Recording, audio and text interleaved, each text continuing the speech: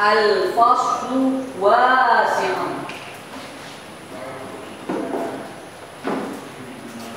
Ya.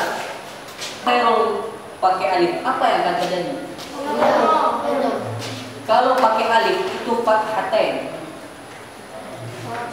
Kalau seandainya kalau tulis pakai alif itu berarti dia fathatain yang bagian atas. Fathatain. Tapi usah baca tadi al-faslu wasi'un. Pun huruf yang kamu tulis yang jelas. Bisa jadi terjadi ketika kamu tulis seperti ini, orang akan membacanya huruf. Lihat, ain dengan ha. Beda tidak? Ketika disambung, yang jelas. Kalau Khairul tulis apakah ini huruf ha ataukah huruf ain? Sehingga kalau ini koreksi itu akan sah. Kali nggak datang, 2 kali nggak datang, 3 kali nggak datang, itu Ustaz akan marah tidak? Marah. Nah, suatu hari kamu datang sama Ustaz, Ustaz saya butuh ini, butuh itu, dan segala macam. Apa akan Ustaz open? Tidak. Begitu juga kasih sayang Allah. Ya, Allah disuruh manusia sebagai itu untuk azan. Azan itulah panggilan dari Allah sebetulnya. Salat. Yang pertama untuk menandakan waktu sudah masuk, yang kedua untuk memanggil manusia datang ke masjid. Bacaan azan sudah hafal semuanya ya.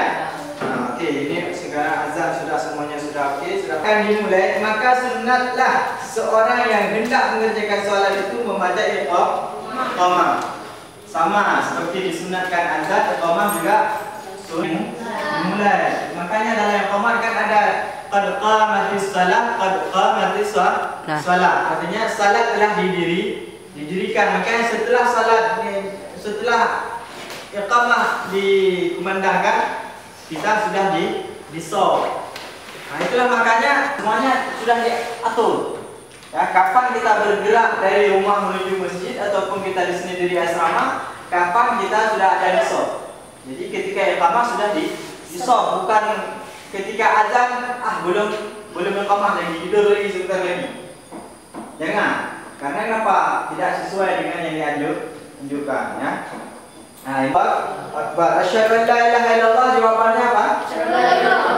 Asyhadu anna Muhammadar Rasulullah. Hayya 'alas shalah. Hayya 'alal falah. La haula wala quwwata illa billah. Allahu akbar, Allahu akbar. La salah. Apa jawabannya? Ini berarti kalian ketika ada yang azan, ada yang iqamah, kemudian diucapkan qad qamatis salah, enggak jawab apa-apa.